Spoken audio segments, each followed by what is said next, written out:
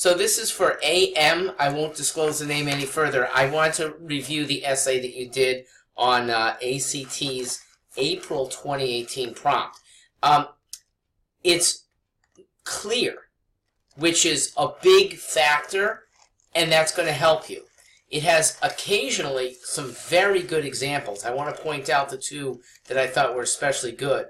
On page 2, where you talk about the top paragraph, where they're saying that FaceTime and Zoom are coming up to show body language that actually is through the internet. Great. And also, you put up a nice point about, will people point out because they now have a more comfortable way. So you brought that out at lines 38 through 41. Now, the counter to that is a lot of people are more comfortable lying when they don't have that face-to-face interaction, and we know that that happens with people who are just at home trolling. Now, a few specifics. Line 1. We don't need the phrase as people. They're only talking to humans. That's the audience. I don't even think line 5 should include the long phrase. It seems unnecessary and is advancing steadily even now. Line 6, you don't need the word for. And in line 19, the word there should be replaced by his or her, because it's changing into a plural when you actually started in a singular. Try to keep that consistency. Now, that is one of 3 instances where you're asking questions.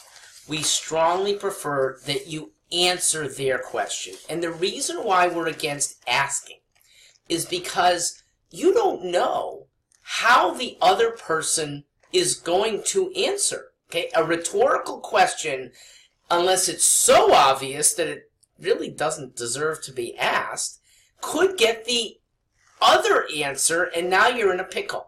Instead, make your point. Answer their prompt instead of making your own questions. My 2 other things, one is about integrating. You come at paragraph 1 with a minor point that you'll prove that passage 3 is incorrect, perspective 3 is incorrect. I'd like it to be that perspective 3 is inferior. Hello, it's...